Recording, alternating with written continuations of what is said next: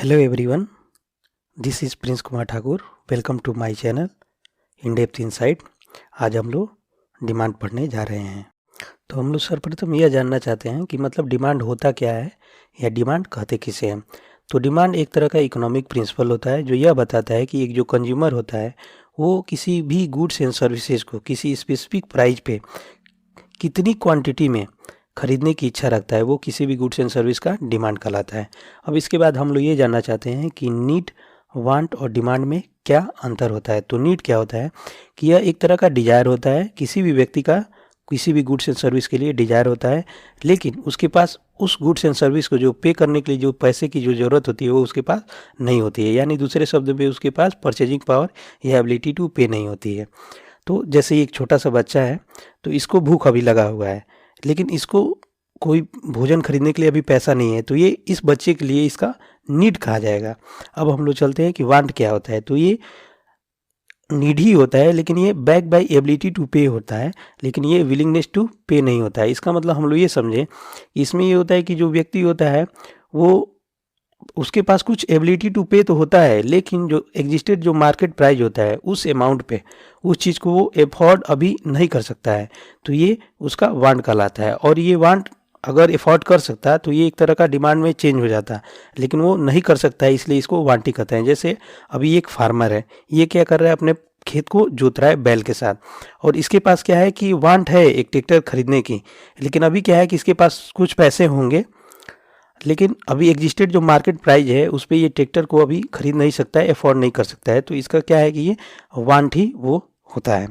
अब हम लोग चल रहे हैं कि डिमांड पे क्या होता है। तो ये होता है, ये वांट ही होता है जो बैक बाय विलिंगनेस टू पे होता है। ये किसी व्यक्ति की इच्छा भी होता है कि हाँ, जैसे अब इसकी हम लोग बात कर रहे थे, तो ये ट्रैक्टर खरीदने की इच्छा थी होती है इसकी, और इसके पास क्या है कि हाँ अभी पैसा भी है इसके पास खरीदने की, और ये विलिंगनेस टू पे भी है कि हाँ अभी जा भी रहा है उसको खरीदने के लिए। इसलिए हम लोग ये कहते हैं कि जो डिमांड होता है उसके तीन कंडीशन होता है। कि पहला कंडीशन होता है कि उसके पास, व्यक्ति विशेष के पास, किसी भी कंज्यूमर के पास डिजायर होना चाहिए उस गुड्स एंड सर्विस को खरीदने के लिए, एबिलिटी टू पे होना चाहिए, यानी उसके पास परचेजिंग पावर होनी चाहिए कि हाँ उसके पास पैसा होना चाहिए कि वो जाके उसको खरीद ले, और विलिंगनेस टू पे भी होना चाहिए कि हाँ अब वो तैयार है, वो मार्केट में जा रहा है उसको खरीदने के लिए।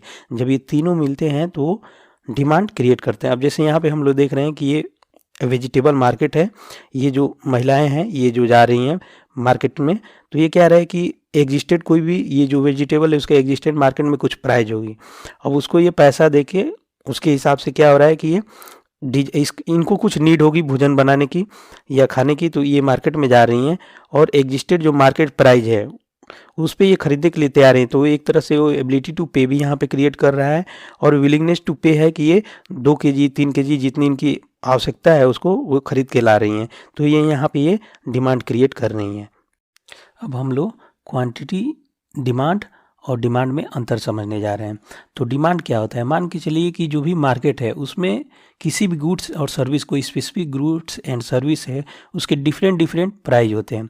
अब उस डिफरेंट डिफरेंट प्राइस पे कोई भी कंज्यूमर कितनी उसकी डिफरेंट डिफरेंट जो क्वांटिटी खरीदेगा उस गुड्स एंड सर्विस का जो डिमांड कहलाता है। जैसे यहाँ पे हम लोग देख रहे हैं कि जब कोई भी, मान लीजिए कोई भी गुड्स है उसका एक समय प्राइस 80 रुपीज़ है, तो एक ही कंज्यूमर जो है वो जाके वहाँ पे 29 यूनिट खरीद रहा है उस गुड्स का। अब जब उसका प्राइस डिक्रीज होकर 60 रुपीज़ पर यूनिट हो जा रहा है, तो कंज्यूमर जाके वहाँ पे 36 यूनिट उसको बाई कर रहा है, तो ये उस गुड्स का जो है ये डिमांड कहलाता है। अब हम लोग बात करते हैं कि क्वांटिटी डिमांड क्या कहलाता है। तो क्वांटिटी डिमांड किसी स्पेसिफिक पॉइंट ऑफ टाइम पे, किसी निश्चित समय पे जो किसी भी स्पेसिफिक जो गुड्स होगा उसका कुछ एक निश्चित प्राइस होगा। अब उस निश्चित प्राइस पे कोई भी कंज्यूमर जो होगा वो उसका कितना अमाउंट उसको बाई करेगा, वो उसका क्वांटिटी डिमांड कहलाता है। जैसे में अब मान के चलिए कि अगर कोई एक गुड्स है उसका अगर 6 रुपीज़ पर यूनिट प्राइस है, मान के चलिए मैंगो है, मैंगो का 6 रुपीज़ पर केजी अगर उसका प्राइस है, तो एक जो कंज्यूमर जा रहा है वो 8 केजी उसको खरीद रहा है, तो वो उसका क्वांटिटी डिमांड फॉर मैंगो कहलाता है। अब हम लोग यहाँ पे ये देखते हैं, डिफरेंस देखेंगे डिमांड और क्वांटिटी डिमांड में क्या अंतर होता है।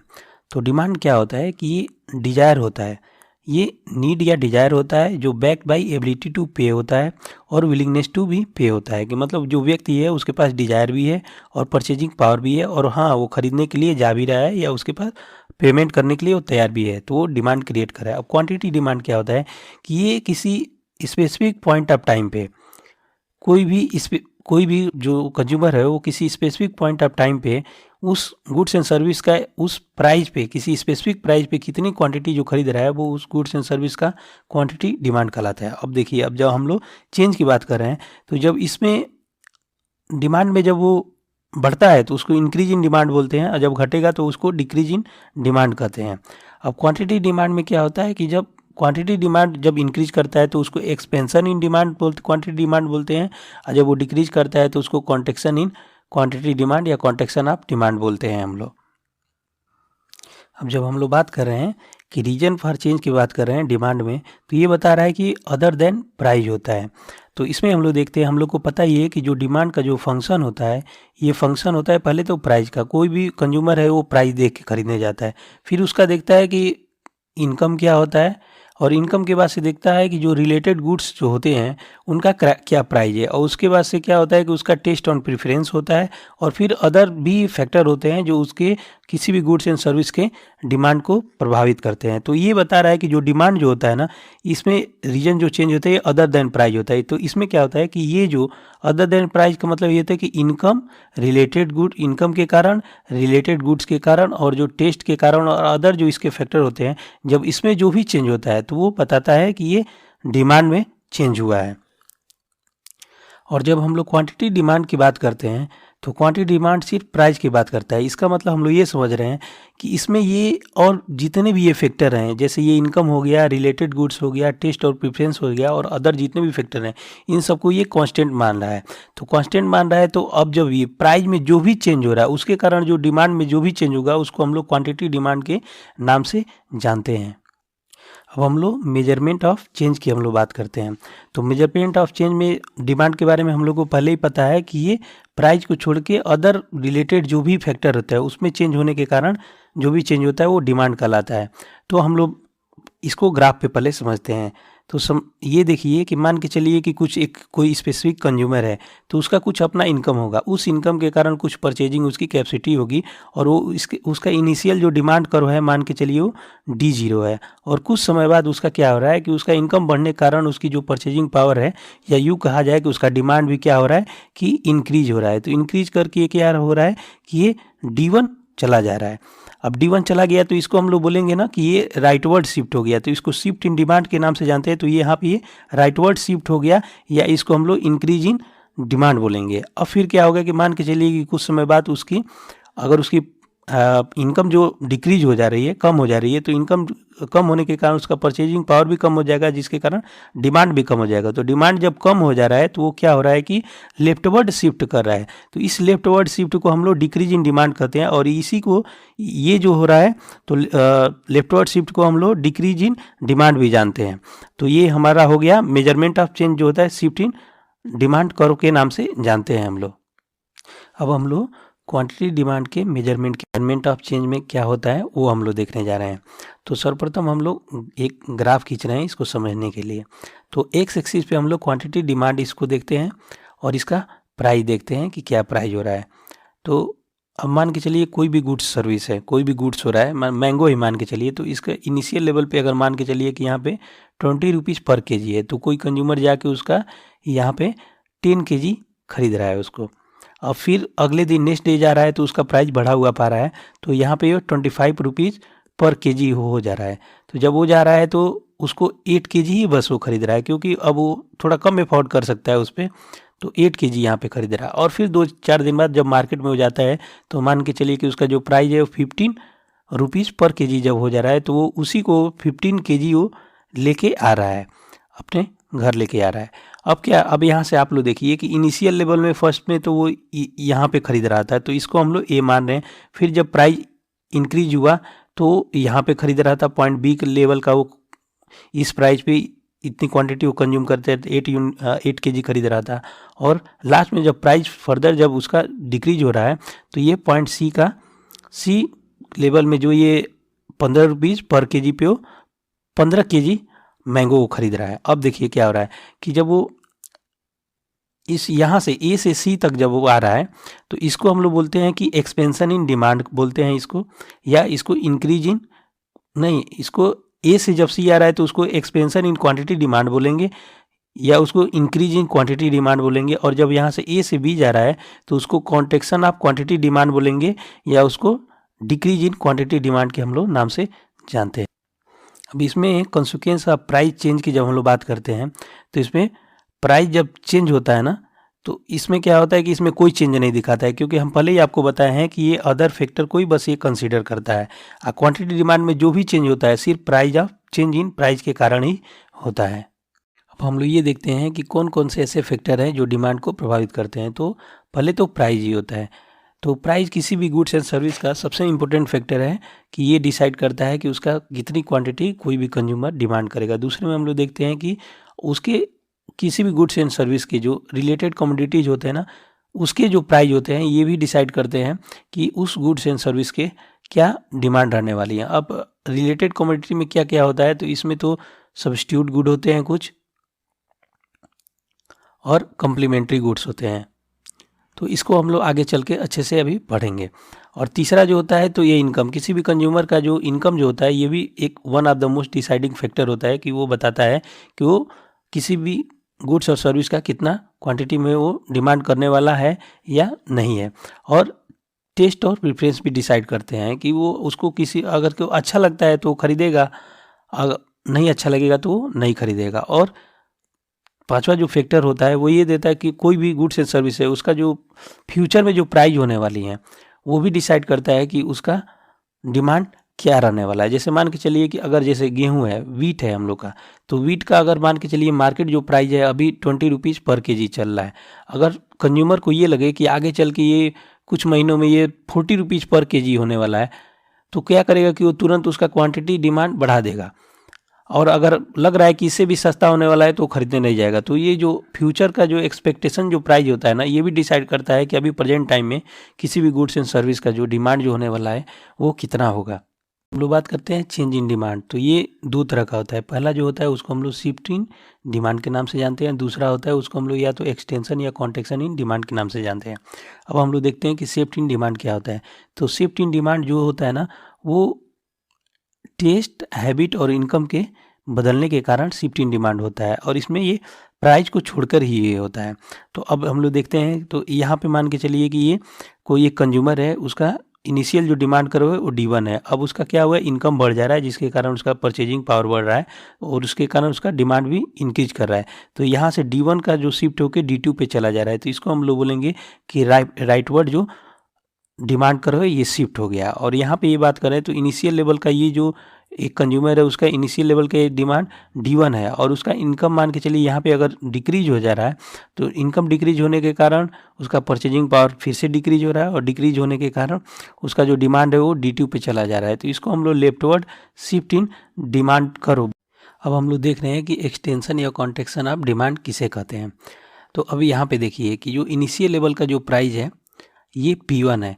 P1 पे क्या हो रहा है कि ये Q1 क्वांटिटी का कोई कंज्यूमर बाई कर रहा है, और जब इसका प्राइस P1 से P2 जब डिक्रीज हो रहा है तो ये क्वांटिटी इंक्रीज हो रहा है, Q1 से Q2 हो रहा है। तो अब यहाँ से इस पॉइंट से जब इस पॉइंट पे जब उसका जो मूवमेंट हुआ है इसको हम लोग बोलेंगे एक्सपेंशन इन डिमांड बोलेंगे। अब यहाँ पे देखिए, या इसको एक्सटेंशन इन डिमांड भी बोलते हैं। और यहाँ पे देखिए, यहाँ पे क्या हो रहा है, कॉन्ट्रेक्शन ऑफ डिमांड में देखिए कि इनिशियल लेवल का जो प्राइस है ये P1 है। अब P1 पे ये कोई भी कंज्यूमर है वो Q1 क्वांटिटी खरीद रहा है, और जब प्राइस इंक्रीज हो रहा है तो ये P2 पे चला जा रहा है, और P2 पे चलने के कारण चूँकि कोई भी कंज्यूमर कम क्वांटिटी खरीदेगा तो Q2 लेवल का क्वांटिटी खरीद रहा है। तो इनिशियल लेवल का जो यहाँ से इसका जो पहले ये क्वांटिटी डिमांड था इस प्राइस पे, और दूसरे जब इंक्रीज हो रहा है तो इस प्राइस लेवल पे Q2 लेवल का वो क्वांटिटी डिमांड कर रहा है। तो यहाँ से जब यहाँ गया तो इसको हम लोग बोलेंगे contraction in demand, in demand बोल। अब हम लोग ये देखते हैं कि लॉ ऑफ डिमांड क्या होता है। तो सर्वप्रथम इसको अल्फ्रेड मार्शल ने दिया था, और इसको पार्शियल इक्विलिब्रियम एनालिसिस भी कहते हैं। अब क्यों कहते हैं हम आपको बताएंगे।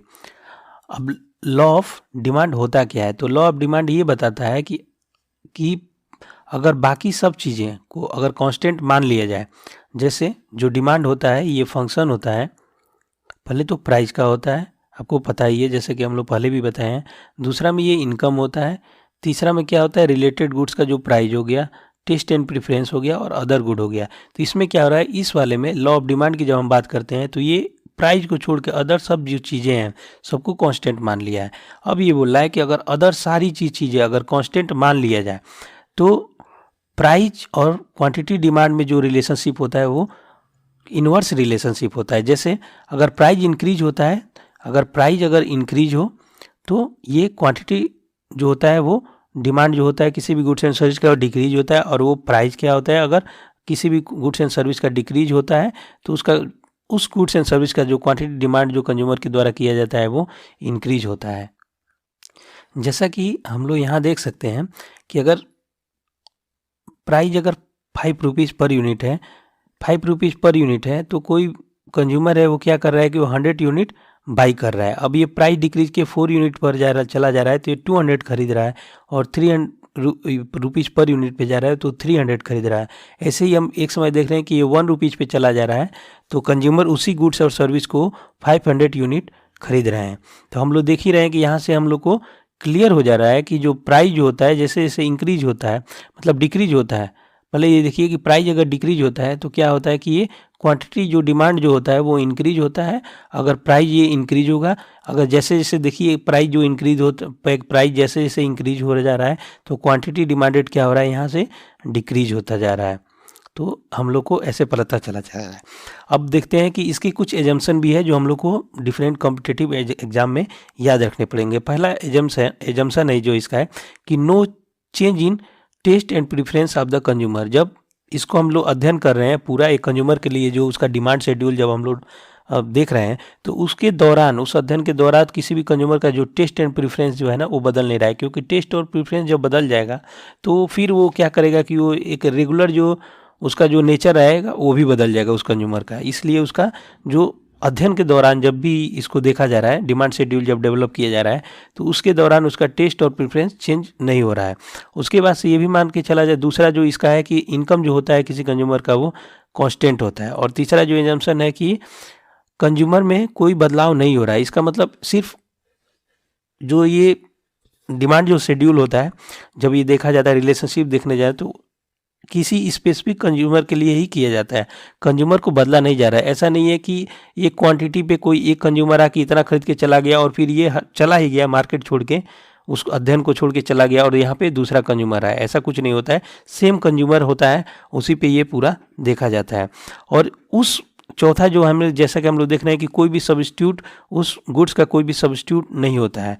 तो इसका मतलब क्या होता है कि अगर सब्स्टिट्यूट रहेगा तो जब प्राइस जब इंक्रीज होगा तो वो जो कंज्यूमर होगा वो दूसरे गुड्स एंड सर्विस को खरीदने चला जाएगा। तो फिर ये हम लोग इसको जो भी इसका शेड्यूल जो है और रिलेशनशिप है वो हम लोग डेवलप नहीं कर पाएंगे, नहीं हम लोग को पता चला जाएगा, पता हो पाएगा। और पांचवा हम देखेंगे not be any change in the price of other product. अब अगर उसके रिलेटेड कोई भी प्रोडक्ट भी हैं तो उनके प्राइस में कोई चेंज नहीं हो रहा है। तो इससे क्या फ़ायदा होगा कि उसी गुड्स एंड सर्विस का जो भी जिसके बारे में हम लोग देख रहे हैं, रिलेशनशिप देख रहे हैं उसके प्राइस और डिमांड में, तो उसी में जो भी चेंज, उसी के प्राइस में जो चेंज होगा उसी के कारण उसके ही क्वांटिटी डिमांड में चेंज हम लोग को पता चलेगा। और छठा जो है इसका, तो वो बता रहा है कि no change in the quality of the product, यानी प्राइस में ही सिर्फ चेंज हो रहा है, उसके क्वालिटी में कोई भी चेंज नहीं हो रहा है। और सातवें में दे रहा है कि habit of the consumer should remain unchange. तो ये जो भी कंज्यूमर जो उसको बाई करने जा रहा है उसके हैबिट जो है वो उसका कोई चेंज उसमें नहीं हो रहा है। तो हैबिट चेंज नहीं होगा तो उस गुड्स एंड सर्विस को जो बाई करने का उसका जो नॉर्मल चेंज होगा या डिसाइडिंग जो फैक्टर होगा वो सिर्फ वो प्राइस ही होगा। अब देखिए, अब हम लोग ये देखते हैं कि डिमांड कर्व, डिमांड शेड्यूल और मार्केट डिमांड में क्या अंतर होता है। तो डिमांड कर्व क्या आता है ना कि किसी भी डिमांड का लाभ, जो डिमांड है उसका जो ग्राफिकल जो प्रेजेंटेशन होता है ना वही डिमांड कर्व कहलाता है। जैसे अगर ये मान के चलिए, ये बता रहा है कि अगर डिफरेंट जो प्राइस है उसके करेस्पॉन्डिंग जो डिफरेंट जो क्वांटिटी कोई भी कंज्यूमर जो खरीदेगा, और ये जो भी ग्राफिकल रिप्रेजेंटेशन बनेगा ये इसका डिमांड कर्व कहलाता है।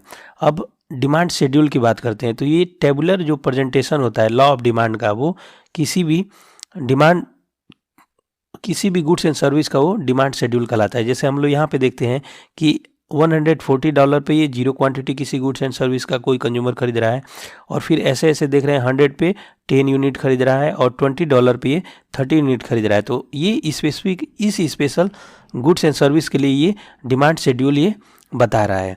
अब इसमें एक चीज़ यहाँ पे मेंशन करना मैं भूल गया हूँ कि एक इंडिविजुअल डिमांड भी होता है।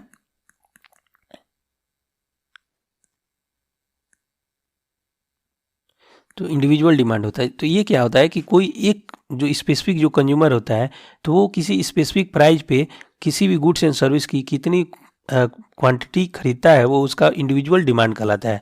और मार्केट क्या होता है कि ये हॉरिजेंटल समेशन जो होता है कि ये पूरे इंडिविजुअल का जो टोटल योग होता है किसी मार्केट में, मान के चलिए जो मार्केट होता है वो इंडिविजुअल से मिलके ही बना होता है।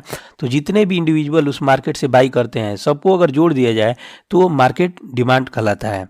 और ये पूरे पॉपुलेशन लेवल पे, पूरे ये जनसंख्या के लेवल पे ये अफेक्ट करता है। अब यहाँ पे हम लोग इसको समझ सकते हैं कि मान के चलिए एक कंज्यूमर है, तो ये P1 लेवल पे ये Q1 क्वांटिटी खरीदता है, और P2 लेवल पे ये P2 प्राइस पे ये Q-1 क्वांटिटी खरीदता है। और ये दूसरा जो कंज्यूमर है ये P1 प्राइस लेवल पे Q2 क्वांटिटी लेवल खरीदता है, और P2 प्राइस लेवल पे ये Q-2 क्वांटिटी खरीदता है। तो ये इंडिविजुअल का ये अपना डिमांड कहलाएगा, और ये इंडिविजुअल कंज्यूमर 1 का अपना इंडिविजुअल डिमांड कहलाएगा, और ये कंज्यूमर 2 का अपना इंडिविजुअल डिमांड कहलाएगा। अब जब इन दोनों को हम लोग कलेक्ट कर रहे हैं, मतलब सिर्फ इस एग्जांपल के लिए, तो इन दोनों के लिए यहाँ पे मार्केट डिमांड कर रहा है। तो इस प्राइस P1 लेवल पे हम लोग देखेंगे तो ये इन दोनों का जो क्वांटिटी Q1 है और Q2 है, इसको दोनों को मिला के मार्केट डिमांड दिखा रहा है। और इस प्राइस लेवल P2 पे ये दोनों का जो Q1 डैश और Q-2 जो है, ये मिलके इन दोनों का Q-1 और Q-2 मार्केट डिमांड दिखा रहा है। अब इसमें हम लोग ये देखने जा रहे हैं कि reason for downward sloping of demand curve क्या क्या होता है।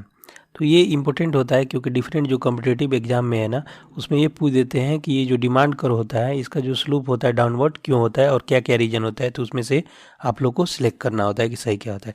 तो फर्स्ट जो रीजन है ये law of diminishing marginal utility के कारण होता है। तो इसमें हम लोग को पता ही है कि जैसे जैसे कंज्यूमर किसी भी गुड्स का जो भी हो गया, मतलब ये मान के चलिए जैसे ये बर्गर हो गया, तो जैसे जैसे कोई कंज्यूमर बर्गर का क्वांटिटी बढ़ाते जाता है ना, तो ये उसके लिए जो यूटिलिटी होता है, जो अच्छा लगने की जो प्रवृत्ति होती है, उसके लिए धीरे धीरे घटती जाती है। ठीक है, जैसे हम लोग ये देखते हैं कि कोई मान के चलिए 0 क्वांटिटी पे कोई कंज्यूमर जब कोई भी बर्गर नहीं खा रहा है तो उसको टोटल यूटिलिटी है वो 0 हो रही है। फिर वो जब पहला बर्गर खा रहा है तो अब चूंकि वो भूखा होगा तो उसे बहुत अच्छा लगेगा, तो उसकी जो टोटल यूटिलिटी हो रही है 300 हो रही है। और पहले जो बर्गर पे जो भी टोटल यूटिलिटी है वही उसकी मार्जिनल यूटिलिटी हो जाएगी। और दूसरा जब यूँ ही वो बर्गर खा रहा है तो अब चूंकि उसका कुछ पेट भर गया होगा तो उसको उतना पहले कितना अच्छा नहीं लगेगा, लेकिन फिर भी अब कुछ खा ही सकता है, अभी थोड़ा तो जगह बचा ही होगा, तो उसको 550 टोटल यूटिलिटी अभी उसकी हो रही है। और ये देख रहे हैं कि यहाँ पे जो मार्जिनल यूटिलिटी, क्योंकि पहले पे जितना मज़ा आया होगा, अच्छा लगा होगा, उतना दूसरे पे नहीं आएगा, तो मार्जिनल यूटिलिटी डिक्रीज कर जा रही है। ऐसे ऐसे करते करते एक समय आता है जब छठा जब बर्गर खाता है तो उसकी जो टोटल यूटिलिटी होती है 1050 होती है। और यहाँ पे चूँकि वो इनफ मात्रा में वो खा लिया होता है तो उसको जो यूटिलिटी है बस ये है कि हाँ बस अब इतना ही खा सकता है, उसके बाद थोड़ा भी उसका मन नहीं है, तो बस उसको 50 ही मार्जिनल यूटिलिटी उससे छठे नंबर के बर्गर से उसे आ रही है। और 7वें नंबर पे क्या हो रहा है ना कि वो खाना चाह ही नहीं रहा है एकदम बिल्कुल। अब कोई आप ऐसे देना उसको चाहिए कि हाँ भाई खा लो, नहीं नहीं अब मुझे नहीं चाहिए। ठीक है, अगर कोई अब यहाँ पे 8वें नंबर का अगर कोई उसको खिला दे यार बर्गर, एकदम खाना ही नहीं चाह रहा है, तो क्या करेगा कि भाई वोमिटिंग कर देगा, उसको पेट में दर्द होगा, तो एक तरह से उसको यहाँ पे डिसयूटिलिटी क्रिएट करेगा ये। तो इस प्रकार हम समझ रहे हैं कि कैसे कैसे टोटल यूटिलिटी और मार्जिनल यूटिलिटी में चेंज हो रहा है। तो अब ये देखना है, यहाँ ध्यान देना है हम लोग को कि क्यों ये मार्जिनल यूटिलिटी कैसे डिसाइड करता है कि डिमांड कर्व डाउनवर्ड शिफ्ट होता है। तो यहाँ पे हम लोग पहले एक ग्राफ को हम लोग ध्यान से देखते हैं। तो क्या होता है कि ये मान के चलिए एक हम लोग का यहाँ पे ग्राफ है, इस ग्राफ पे यहाँ पे हम लोग मार्जिनल यूटिलिटी दिखा रहे हैं कि यहाँ पे मार्जिनल यूटिलिटी है, और यहाँ पे टोटल यूटिलिटी यहाँ पे दिखा रहे हैं, और यहाँ पे इसको हम लोग क्वांटिटी दिखा रहे हैं। अब मान के चलिए कि ये पहला यूनिट जब खा रहा है कोई भी कंज्यूमर, तो उसको पहले यूनिट के बर्गर खाने पे उसको बहुत ज़्यादा यहाँ पे उसको मार्जिनल यूटिलिटी वहाँ पे मिल रहा है उसको। अब दूसरा यूनिट जो ही दूसरा पहला खा रहा है, जो ही दूसरा खा रहा है, तो उतना तो उसको यूटिलिटी मिलेगा नहीं, मज़ा नहीं आएगा। तो ये इस पॉइंट पे इसको यूटिलिटी मिल रहा है। इसी तरह थर्ड खा रहा है तो अब उसको फिर उतना तीसरे नंबर का जो बर्गर है उसको उतना यूटिलिटी नहीं देगा, क्योंकि अब उसका काफ़ी हद तक जो पेट है वो भर जा रहा है। तो इसी तरह करते करते उसका मान के चलिए अब ये चौथे नंबर का जब वो बर्गर खा रहा है तो बहुत थोड़ा सा उसको यूटिलिटी प्राप्त हो रहा है। अब जब आप ही देख रहे हैं कि जैसे जैसे फर्दर वो मोर और मोर बर्गर खाता जा रहा है, उसका जो यूटिलिटी है उसका लेवल ऐसे डिक्रीज हो रहा है। अब जब इस सारे पॉइंट को मिलाएंगे तो ये एक डिमांड कर्व के रूप में ये बन जाएगा। तो यही जो डिमांड कर्व है यहाँ पे ये बता रहा है ना कि ये लाभ जो डिमिनिशिंग मार्जिनल यूटिलिटी है ये भी डिसाइड करता है कि जो डिमांड कर्व है उसका जो स्लोप होता है वो डाउनवर्ड स्लोप होता है, ये डिसाइड करता है यहाँ पे। अब हम लोग बात करते हैं कि इनकम इफेक्ट के कारण कैसे, इनकम इफेक्ट जो होता है उसके कारण कैसे ये जो डाउनवर्ड स्लोप होता है वो डिसाइड होता है। तो ये होता है कि जब मतलब ये क्वांटिटी डिमांड में जो चेंज होता है, क्वांटिटी डिमांड में जो चेंज होता है वो क्या होता है कि प्राइस में चेंज होने के कारण होता है। अब हम लोग को पता ही है कि जब किसी भी गुड्स एंड सर्विस का अगर प्राइस चेंज होगा तो जो कंज्यूमर खरीदने होता है उसका जो रियल इनकम जो होता है वो इंक्रीज हो जाता है। अब जब आप यहाँ पे ध्यान देने वाले हैं कि पहले प्राइस चेंज हो रहा है और इस प्राइस चेंज होने के कारण क्या हो रहा है कि उसकी जो रियल इनकम बढ़ जा रही है। अब रियल इनकम बढ़ने के कारण वो उसी गुड्स एंड सर्विस की क्वांटिटी डिमांड की जो उसकी जो है एबिलिटी है वो इंक्रीज कर जा रही है। तो ये इनकम इफेक्ट इसको डिसाइड करता है डाउनवर्ड। अब देखिए यहाँ पे कोई भी गुड्स एंड सर्विस ले लिया जाए तो उसका प्राइस क्या हो रहा है, कम हो रहा है। अब प्राइस कम होने के कारण उसका जो रियल इनकम है वो इंक्रीज कर जा रहा है, उसके कारण उसका परचेजिंग पावर जो होता है वो फर्दर बूस्ट होता है, इंक्रीज होता है और वो डिमांड बढ़ जाता है। तो उसके कारण तो इस प्रकार हम लोग देखते हैं कि इनकम इफेक्ट जो होता है वो कैसे डिमांड कर्व को एक तरह का फैक्टर का काम करता है कि क्यों डिमांड कर्व जो होता है वो डाउनवर्ड स्लोप का होता है। अब हम लोग देखते हैं कि सब्स्टिट्यूशन इफेक्ट कैसे डिसाइड करता है कि डिमांड कर्व डाउनवर्ड स्लोप का होता है। तो ये it refers to the substitution of one commodity with other. ये बताता है कि जब एक कमोडिटी का सब्स्टिट्यूशन दूसरे कमोडिटी से कैसे होता है जब उसका प्राइस कम हो जाता है। जैसे हम लोग यहाँ पे एग्जांपल में देखते हैं कि ये प्राइस ऑफ कॉफ़ी है, सब्स्टिट्यूशन गुड। पहले तो हम लोग को पता ही है कि टी और कॉफ़ी दोनों सब्स्टिट्यूट गुड हैं एक दूसरे के लिए। तो यहाँ पे कॉफ़ी के लिए ले रहे हैं और टी के लिए रहे हैं। तो मान के चलिए कि फॉर द टाइम बिंग जो प्राइस है कॉफ़ी का ये कांस्टेंट है और ये जो प्राइस ऑफ जो टी है वो डिक्रीज हो रहा है। तो इसका डिक्रीज होने के कारण क्या हो रहा है कि जो टी का जो प्राइस जब डिक्रीज हो रहा है तो ये सस्ता हो जा रहा है कॉफ़ी की अपेक्षा। और जब ये सस्ता हो जा रहा है तो कंजम्पशन और डिमांड जो है टी का वो इंक्रीज कर रहा है। अब आप लोग इस ग्राफ पे भी देख के समझ सकते हैं कि मान के चलिए कि सब्स्टिट्यूट गुड हमको पता ही है कि टी और कॉफ़ी दोनों यूज कर रहे हैं, व्यक्ति जो भी इंडिविजुअल जो ग्राहक हैं वो दोनों यूज कर रहे हैं। अब क्या रहा है कि प्राइस जो है वो कॉफ़ी का तो वही सेम टू सेम रह रहा है, लेकिन टी का क्या हो रहा है कि टी का प्राइस कम हो जा रहा है। अब टी का एक प्राइस पहले यहाँ पे था और उसके कारण मान के चलिए कि यहाँ पे उसका कंजम्पशन होता होगा, इतना क्वांटिटी उसका कोई इस प्राइस लेवल पे इतना क्वांटिटी खरीद रहे होंगे। अब क्या हो रहा है कि कॉफ़ी जितने भी इसके कंज्यूमर थे वो पहले तो उतना ही खरीद रहे थे, इसका प्राइस वही है। तो इसका मतलब इसको डिमांड करने वाले भी उतने ही क्वांटिटी डिमांड कर रहे हैं। लेकिन कुछ समय बाद क्या हो रहा है कि टी का जो प्राइस रहा है, प्राइस अब जो टी है वो क्या हो रहा है कि डिक्रीज कर जाएगा। तो जब डिक्रीज कर जाएगा तो इसके भी जो कॉफ़ी जो पीने वाले भी जो कंज्यूमर थे वो अब डिमांड करने लगेंगे टी के। तो जब टी के डिमांड करेंगे तो इसका जो क्वांटिटी जो होगा वो इंक्रीज कर जाएगा। तो अब इसका Q से Q1 जब इंक्रीज हो रहा है तो यहाँ पे आप देखिए कि इसका जो डाउनवर्ड कर्व है ये डाउनवर्ड स्लोपिंग फिर से दिखा रहा है। तो इस तरह से जो सब्स्टिट्यूशन इफेक्ट है ये भी डिसाइड करता है कि ये भी एक तरह का फैक्टर है कि डाउनवर्ड जो डिमांड जो कर्व होता है वो डाउनवर्ड स्लोप का क्यों होता है। अब हम लोग देखते हैं कि जो साइज ऑफ कंज्यूमर ग्रुप है ये कैसे डिसाइड करता है कि डिमांड कर्व डाउनवर्ड स्लोप का होता है। तो अब कोई भी एक स्पेशल गुड्स है, जैसे मैंगो देख लीजिए। तो मैंगो क्या होता है कि मैंगो मान लीजिए कि 50 रुपीज़ पर केजी है मार्केट में, ठीक है ना। अब इसमें क्या होता है कि बहुत सारे ऐसे कंज्यूमर जो भी होते हैं ना जो 50 रुपीज़ पे इसको एफोर्ड नहीं कर सकते हैं। तो अब क्या होता है कि मान लीजिए 50 रुपीज़ पर केजी मैंगो पे ये क्या होता था कि इतने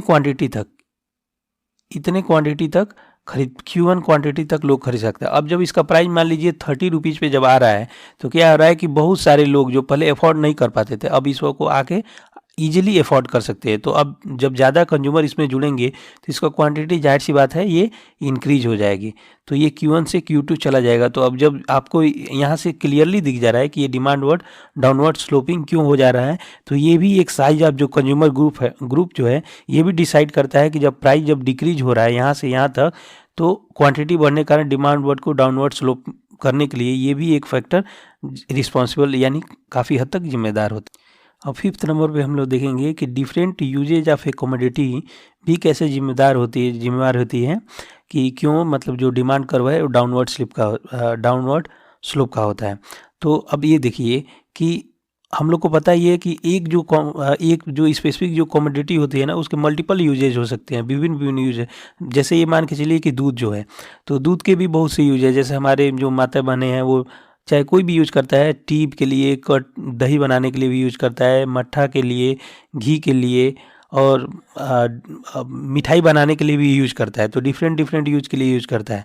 अब मान के चलिए कि 50 रुपीज़ पर केजी है, अगर तो 50 रुपीज़ पर केजी है, तो अब हमारे मतलब किसी के घर में 50 रुपीज़ पर लीटर हो, अगर केजी तो नहीं होता है, सॉरी उसके लिए, तो 50 रुपीज़ पर लीटर पे बस वो टी और दही जमाने के लिए यूज कर रहा है। लेकिन अगर ऐसा हो, ऐसा तो अब होने वाला नहीं है, आपको भी पता है कि अगर 20 रुपीज़ पर लीटर अगर हो जाए दूध, तो हो सकता है कि अब कोई इसको स्वीट बनाने, मिठाई बनाने के लिए भी यूज करने लगे, और मतलब और भी सारे यूज हैं, पनीर बनाने के लिए भी यूज करने लगे। तो क्या होगा कि जब इसका प्राइस जब सस्ता होगा तो क्वांटिटी डिमांड इसका इंक्रीज कर जाएगा। जिससे 50 रुपीज़ पे हम लोग क्या करते थे कि बस ये मान लीजिए कोई जो घर है वो 1 लीटर ही बस खरीदता था इसका, क्योंकि बस उसको यूज को करता था चाय बनाने के लिए और दही जमाने के लिए करता।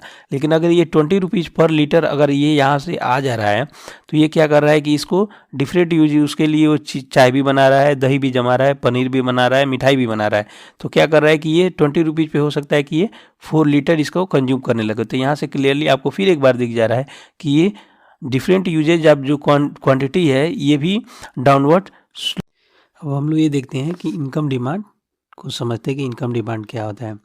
तो यह इनकम डिमांड जो होता है ये मेजर करता है कि कैसे जब एक किसी कंज्यूमर का जब इनकम चेंज होता है, तो उसके कारण जो भी उसके द्वारा कोई भी गुड्स एंड सर्विस की जो डिमांड की जाती है उसके क्वांटिटी में क्या चेंज होता है, वो उसका इनकम डिमांड का। अब यहाँ पे हम लोग ये देखते हैं कि जो डिमांड है ये फंक्शन ऑफ इनकम है। तो इससे यहाँ पे ये भी पता चलता है कि इनकम और डिमांड में डायरेक्ट पॉजिटिव रिलेशनशिप है। यानी अगर किसी का इनकम इंक्रीज होता है तो उसका डिमांड भी जो होगा वो इसके कॉरेस्पॉन्डिंग इंक्रीज होगा। अब हम लोग बात करते हैं नॉर्मल गुड्स के में पढ़ते हैं। तो नॉर्मल गुड्स ऐसी गुड्स होती हैं ना जिनका कंज्यूमर की इनकम बढ़ने पे उनका डिमांड भी बढ़ जाता है। वैसी चीज़ों को हम लोग नॉर्मल, वैसी गुड्स एंड सर्विस को जनरली, या मान के चलिए वैसी गुड्स को हम लोग नॉर्मल गुड्स कहते हैं। जैसे क्लॉथिंग हो गया, हाउस होल्ड हो गया, अप्लायंसेज जो है, जैसे यहाँ पे हम लोग देख ही रहे हैं कि टीवी, वॉशिंग मशीन हो गया, कूलर हो गया, ये सब नॉर्मल गुड्स आता है। जैसे हम लोग का इनकम इंक्रीज होता है, जब भी हम लोग का इनकम इंक्रीज होता है तो हम लोग इनका जो क्वांटिटी डिमांड जो होता है जनरली इंक्रीज कर देते हैं। अब जैसे यहाँ पे हम लोग देख सकते हैं एग्जांपल में कि जैसे इनिशियल I1 जो इनकम लेवल था उस पर Q1 क्वांटिटी का ये गुड्स एंड सर्विस को कंज्यूम करता था। जब इसका इनकम इंक्रीज करके I2 पे चला जा रहा है तो ये Q2 लेवल का गुड्स एंड सर्विस का इंक्रीज कर रहा है। तो यहाँ पे हम लोग देख रहे हैं कि इनकम का जो डिमांड जो होता है ना ये अपवर्ड स्लोप का होता है, और ये हमेशा इसलिए हमेशा पॉजिटिव रिलेशनशिप को ये दिखाता है। अब चल रहे हैं इन्फीरियर गुड्स का। तो इन्फीरियर गुड्स ऐसे गुड्स होते हैं ना कि जब कंज्यूमर का जब इनकम राइज होता है ना तो उस गुड्स एंड सर्विसेज का वो क्या करते हैं ना कि कंजम्पशन को डिक्रीज कर देता है। जैसे अब यहाँ पे देखिए कि ये जो फ्रोजन जो गुड्स होते हैं ना ये इन्फीरियर गुड्स को ही माना जाता है। तो क्या होता है कि आपको पता ही होगा कि जब किसी व्यक्ति का जो भी इनकम इंक्रीज होगा तो वो ये फ्रोजन नहीं खाना चाहेगा, वो हमेशा ताज़ा ही फल सब्जी चाहे जो भी कंज्यूम करना चाहेगा वो कंज्यूम करेगा। और ये दिखाता है कि जब उसका इनकम इंक्रीज होता है तो उसके द्वारा इन सब इन्फीरियर जो गुड्स एंड सर्विसेज जो भी होती हैं, इन्फीरियर गुड्स होती हैं, उनके क्वांटिटी डिमांड हमेशा डिक्रीज हो जाता है। इस तरह हम लोग देखते हैं कि ये निगेटिव रिलेशनशिप दिखाता है। अब इसको हम लोग ये ग्राफ के द्वारा समझते हैं। अब हम लोग इसके ग्राफ को समझते हैं, इन्फीरियर गुड के ग्राफ को। तो मान लीजिए कोई किसी कंज्यूमर का जो पहले यहाँ पे इनकम मान के चलिए वाई एक्सिस के हम लोग इनकम मान ले रहे हैं, तो यहाँ पे क्या हो रहा है कि इस इनकम लेवल पे क्या हो रहा है कि इतनी क्वांटिटी का ये फ्रोजन फूड मान लीजिए कंज्यूम कर रहा है। अब जब इसका प्राइस पहले, जब इसका इनकम वाई से वाई टू की तरफ जा रहा है, तो यहाँ पे क्या हो रहा है कि ये इस पेज पे एक तरह का इसका ट्रांजिटरी जो इनकम हो रहा है, इसका मतलब ये हो रहा है ना कि ये कंज्यूमर अभी ये फील नहीं कर पा रहा है कि इसका रियल इनकम अभी इंक्रीज हो रहा है, तो उसके कारण अभी इसके कंजम्पशन में कोई चेंज नहीं होता है। लेकिन अब फिर इसका जब इनकम जब जो Y2 से जब Y3 के पास जब चला जाता है, तो अब इसको लगता है इसका रियल इनकम चेंज हो रहा है, और ये इनकम जो है ये हम कुछ समय के मतलब आगे फ्यूचर के लिए भी ये इसके पास बचा रहेगा या इन्हेंस होके जो भी है अभी रह रहा है। तो फिर ये ज़्यादा कॉन्फिडेंट हो रहा है, तो फिर क्या करे, इन्फीरियर गुड को अब ये खरीदना पसंद नहीं करेगा। तो अब देख रहे हैं कि Y3 लेवल पे इसका जो कंजम्पशन इन्फीरियर गुड के लिए वो डिक्रीज हो जा रहा है। हम क्रॉस डिमांड के बारे में जानते हैं। तो ये क्रॉस डिमांड रिलेटेड गुड के सेंस में, जब किसी एक गुड्स का जो प्राइस में जब चेंज होता है, उसके कारण जो रिलेटेड गुड के क्वांटिटी डिमांड में जो भी अंतर होता है उसको क्रॉस डिमांड के नाम से जानते हैं। तो क्रॉस डिमांड जो होता है ये फंक्शन होता है प्राइस ऑफ रिलेटेड गुड के।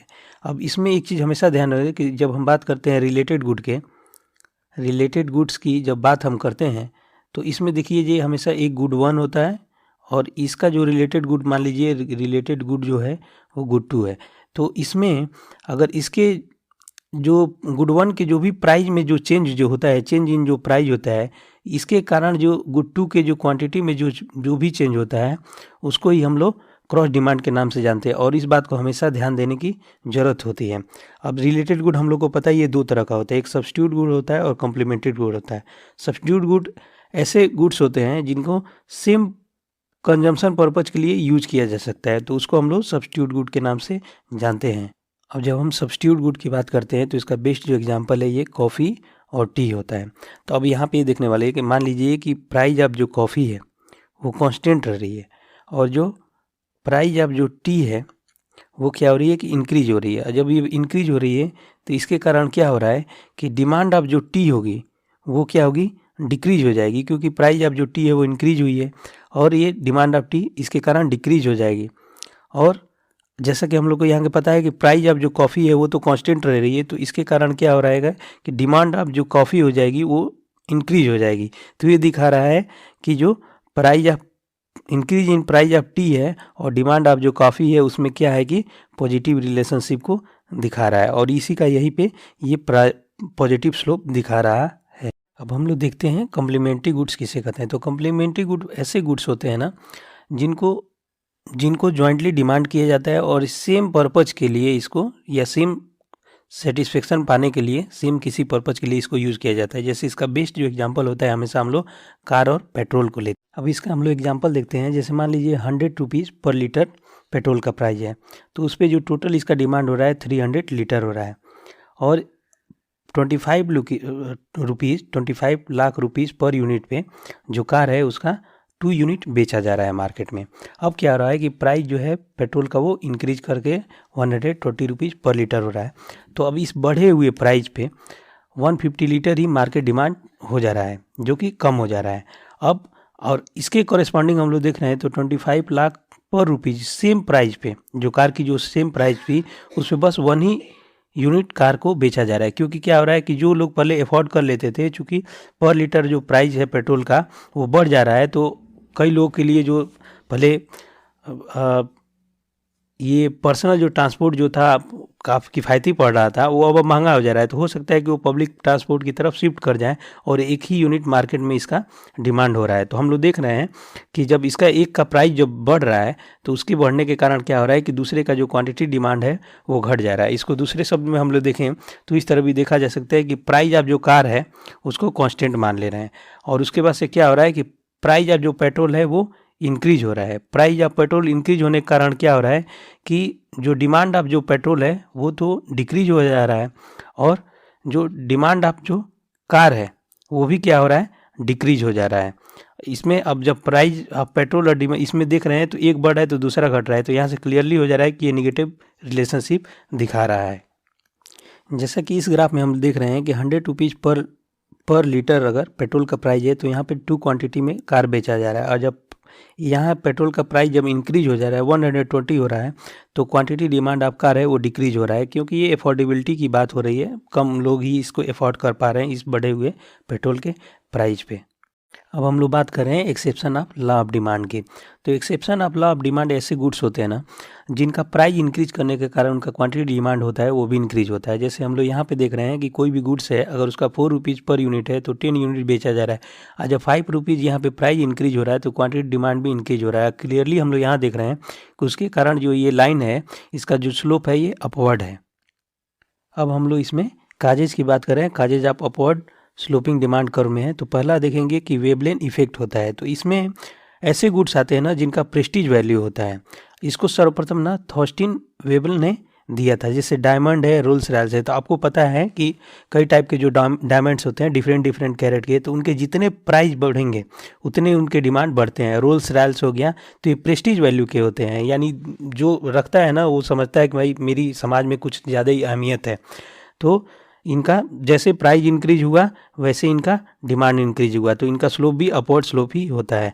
अब हम लोग दूसरे देखते हैं कि गिफेन गुड्स के बारे में कहते हैं। तो गिफेन गुड्स सर्वप्रथम रॉबर्ट गिफेन ने दिया था, और गिफेन गुड में जो भी प्राइस और क्वांटिटी डिमांड में हमेशा पॉजिटिव रिलेशनशिप होता है। और एक चीज़ और ध्यान देने वाली बात होती है कि जो गिफेन गुड होते हैं ना ये इन्फीरियर गुड के ही सबसेट में आते हैं। जनरली गिफेन गुड जो होते हैं ना वो लो कॉस्ट गुड होते हैं, यानी उनका जो प्राइस ज़्यादा नहीं होता है, और कस्टमर जब उनका प्राइस इंक्रीज हो जाता है ना तो कस्टमर उनको ज़्यादा करते हैं। जैसे ब्रेड, व्हीट और राइस हो गया, ये जनरली जो आइडियल एग्जांपल होते हैं गिफेन गुड्स के। और यहाँ पे एक चीज़ और देने कि गिफेन गुड जो होते हैं उनके कंडीशंस भी होते हैं डिफरेंट, उसके गिफेन गुड्स के कंडीशंस होते हैं, उस पर भी हम लोग देख रहे हैं। तो पहला जो कंडीशन जो होता है इसमें, तो ये क्या होता है कि ये गुड्स जो होता है ये इन्फीरियर ही होना चाहिए। ये जो गिफेन गुड होता है ये हमेशा इन्फीरियर ही होता है। और दूसरा जो होता है तो ये जो भी कंजम्पशन बास्केट होता है, जो कंजम्पशन बास्केट जो भी होता है कंज्यूमर का, उसका जो भी अमाउंट जो भी होता है प्रोपोर्शन ऑफ जो अमाउंट होता है ना उसका लार्ज अमाउंट कवर करते हैं ये गिफेन गुड्स जो होते हैं। जैसे हम लोग प्रैक्टिकल एग्जांपल ले देते हैं, ब्रेड, वेट और राइस जो होता है ना हम लोग के जनरली घरों में ज़्यादातर प्रोपोर्शन में यही यूज होता है, सबसे ज़्यादा अमाउंट में हम लोग इनको ही कंज्यूम करते हैं। और वहाँ पर क्या होता है ना, थर्ड क्या होता है कि इनका कोई भी क्लोज सब्स्टिट्यूट जो होता है ना वो मार्केट में अवेलेबल नहीं होता है गिफेन गुड का। तो ये हम लोग को कंडीशन हमेशा याद रखने की आवश्यकता होती है। अब जैसा कि हम लोग इस एग्जांपल में देख रहे हैं, ब्रेड के लिए देख रहे हैं, तो 50 रुपीज़ पर केजी में, पर पीस में 100 पीस ये बिक रहा है, और यही इसका प्राइस इंक्रीज होकर 80 रुपीज़ पर पीस हो गया तो 120 पीस बिक रहा है। इसी तरह वेट में देख रहे हैं 20 रुपीज़ पर केजी जब ये है तो 100 केजी कोई हाउस होल्ड इसको खरीद रहा है, 25 पर केजी हो रहा है तो इसको 105 केजी इसको खरीद रहा है। जैसा कि हमने पहले ही आपको बताया कि गिफेन गुड क्या होता है ना कि जनरली ऐसे गुड होते हैं ना जिनका काफ़ी ज़्यादा प्रोपोर्शन में कंजम्पशन बास्केट का काफ़ी ज़्यादा प्रोपोर्शन ये कवर करता है। तो इसमें ऐसा होता है कि जनरली एक जो कंज्यूमर होता है तो जब प्राइस एक बार जब इसका प्राइस जब इंक्रीज होता है तो उसको ऐसा लगता है कि फ्यूचर में इंक्रीज होने वाला है, तो या तो इसको ज़्यादा स्टोर कर लेता है पहले ही खरीद के, तो इससे अकॉर्डिंग क्या होता है कि उसका जो कंजम्पशन ये बढ़ जाता है। अब हम लोग थर्ड नंबर का जो एक्सेप्शन होता है वो है ignorance on the part of buyer और कंज्यूमर। तो इसमें क्या कई बार क्या होता है कि जब कंज्यूमर जब मार्केट में जाता है तो उसको पता नहीं होता है, उतना जानकारी नहीं होता है प्रोडक्ट के बारे में। तो क्या होता है कि वो प्रोडक्ट की क्वालिटी उसके प्राइस में बढ़ होने के कारण जज करता है कि हाँ अगर प्राइस ज़्यादा है तो क्वालिटी भी उसकी अच्छी होगी। उसके कारण क्या होता है कि जैसे जैसे किसी भी प्रोडक्ट का प्राइस इंक्रीज होता है तो उसका क्वांटिटी ऑफ डिमांडेड भी इंक्रीज कर देता है, और ये रिस्पॉन्सिबल होता है उसका क्या अपवर्ड स्लोप के लिए रिस्पॉन्सिबल होता है। तो ये भी एक्सेप्शन हो जाता है एक तरह से। चौथे नंबर में इसका डेमोन्स्ट्रेशन इफेक्ट होता है। तो इसमें क्या होता है कि कई लोग क्या करते हैं कि दूसरे के कंजम्पशन ट्रेंड को इमिटेट करते हैं कई लोग। अब जब उनको इमिटेट करते हैं तो जाहिर सी बात है कि कुछ लोग अच्छे जब गुड्स एंड सर्विस का यूज करते हैं, कपड़े अच्छे पहनते हैं, तो उनको देखकर वो भी अब पहनना चाहते हैं, भले उनके पास जो परचेजिंग पावर हो, कैपेसिटी हो, वो ना हो। तो क्या करते हैं कि प्राइस जब बढ़ जाता है तो ये भी क्वांटिटी डिमांड इंक्रीज कर देते हैं। तो ये भी जो अपवर्ड स्लोप होता है उसको करने में ये रिस्पॉन्सिबल होते हैं, और इसको ये बैंडवैगन इफेक्ट के नाम से भी जाना जाता है। अब आता है इसी में डिमॉन्स्ट्रेशन इफेक्ट के अंतर्गत ही हम लोग स्नोब इफेक्ट के नाम से जानते हैं। तो ये क्या होता है कि स्नोब इफेक्ट के अंतर्गत ऐसी चीज़ें आती हैं ना जिनके पास अपना प्रेस्टीज वैल्यू होता है, और इसमें जनरली क्या होता है कि इस इफेक्ट के अंतर्गत कोई व्यक्ति ऐसा होता है, इंडिविजुअल पर्सन ऐसा होता है जो जो भी जो सोसाइटी में कुछ ऐसे लोग होते हैं ना जो अपने आप को दूसरे से ज़्यादा एक्सक्लूसिव या डिफरेंट फील कराना चाहते हैं, तो वो क्या करते हैं कि ऐसी चीज़ें खरीदते हैं जो अदर जो ज़्यादातर जो इंडिविजुअल है वो अफोर्ड नहीं कर सकते हैं। तो ऐसा जो सिचुएशन जब क्रिएट होता है तो उसको स्नॉब इफेक्ट के नाम से जानते हैं। और पांचवा जो होता है इसका exception of law of demand है, वो वार है। तो उसमें क्या होता है कि हमको मालूम ही है कि जब वार होता है, कोई भी कंट्री जब वार में इंडल्ज होती है तो जितने भी गुड्स एंड सर्विस होते हैं उसका कंजम्पशन मतलब बहुत ड्रास्टिकली इंक्रीज होता है। जब ड्रास्टिकली कंजम्पशन जब इंक्रीज होता है तो जो भी गुड्स एंड सर्विस जो भी बची रहती हैं उनका जो ऑटोमेटिक डिमांड जो है वो इंक्रीज होता है बढ़े हुए प्राइजेस पे। क्योंकि जानते हैं कि विद द टाइम क्या होता है कि कंजम्पशन ज़्यादा होने के कारण जो प्रोडक्शन की अपेक्षा ज़्यादा होने के कारण लोगों को पता रहता है कि ये चीज़ें ख़त्म हो सकती हैं। तो वार के सिचुएशन में क्या होता है कि जो वार के सिचुएशन में जो डिमांड कर्व है वो लॉ ऑफ डिमांड को फॉलो नहीं करता है। तो इस तरह आज हम लोग ने डिमांड, डिफरेंस बिटवीन डिमांड और quantity demand, factor affecting demand, change in demand, law of demand, reason of downward sloping of demand curve और exception of law of demand पढ़ा है। आशा करता हूँ कि आप सभी को समझ में आया होगा। अगर आपको फिर भी डाउट हो तो कमेंट बॉक्स में लिख दीजिएगा, मैं उसको सॉल्व करने की कोशिश करूँगा। अगर आपको मेरा लेक्चर पसंद आए तो अपने को लर्नर के साथ शेयर कीजिएगा। I hope this lecture will add value to your knowledge. Thank you so much.